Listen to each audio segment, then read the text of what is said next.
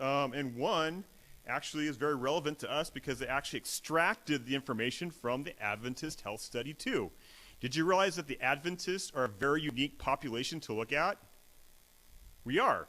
And the reason is because we do have a diverse lifestyles, but within that, they've actually, this is like the second study that I've heard of in the last few weeks that has been pulled from the Adventist cohort. And so we're going to look at something that might be of interest.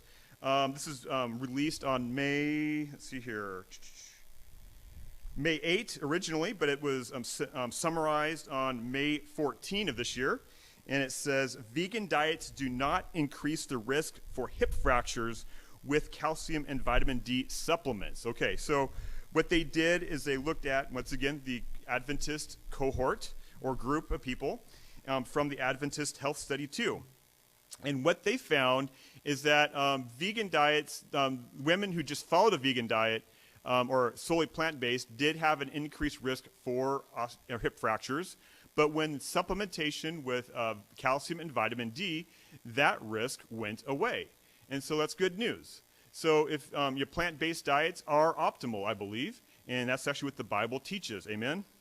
And so, and with proper nutrition and supplementation, and the funny thing is that most older women have to take vitamin D and calcium anyway. And the reason why men don't have osteoporosis or the increased risk of hip fractures to begin with is that we typically end up with a higher bone density. But if we are to live long enough, i.e. in the upper 80s, 90s years, decades, that risk actually becomes apparent as well because men do lose bone density, but we just start out a little bit higher when the curve starts to go the wrong direction. But there are other things you can do. Exercise is important. Weight-bearing exercises, walking's excellent. But once again, just make sure you are getting plenty of vitamin D, and which also helps with viral infections, and calcium as well. All right. So now to the other extreme of age. This is a study that was just released June. Let's see here. This was June 10, it's published online on May 18. It was summarized on June the 16th, and this comes from the journal Nutrition Research, okay? And it says vegan diets can be optimal for growth in children, according to a new review published in Nutrition Research. Researchers reviewed literature and growth and overall health in children who followed vegan diets or strictly plant-based diets and assessed several key nutrients. Those children who followed solely plant-based diets or vegan diets showed normal growth was adequate. And that's kind of funny because a lot of times, even doctors will tell patients that you got to feed your children certain foods like cheese and meats and stuff like that because they're not going to grow. In my household, I have an 8-year-old daughter that's catching up to her 10-year-old sister. Okay, and guess what? She's plant-based, and so it does work. It says those children who followed. Normal growth with adequate, if not greater, intakes of protein, fiber, and iron. Supplementation of vitamin D is necessary, but there's a lot of things that we eat. I was concerned about for myself about B12 deficiency, but I checked my levels and I was fine. I think it's because of the almond milk I drink because it's already supplemented in there.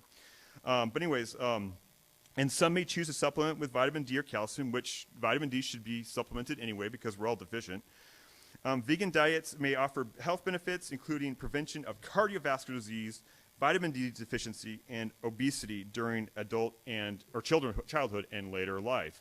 And so what we eat does matter, and it's never too late.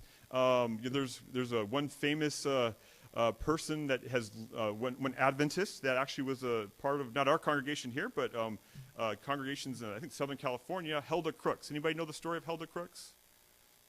And an interesting story. Look it up online. It's actually on there. But she didn't really have good health until her mid-60s, and then she decided to do something crazy. After she got her health in order, she went to climb Mount Whitney, and that's in our backyard here, just a few miles. And by the time she was 97, she went up that thing 21 times. And I haven't even been up once.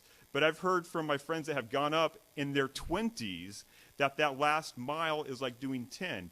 And here's an elderly woman at 97 doing this thing. And that's without a helicopter. So it's never too late to get to change your lifestyle, because whatever you do now will benefit you later anyway. And so that's the whole purpose, to eat healthy, live, as my anatomy professor used to say, it was what? Oh yeah, add life to your years and years to your life. And so that's the whole point. And once again, so we can just continue to give God more glory. Amen?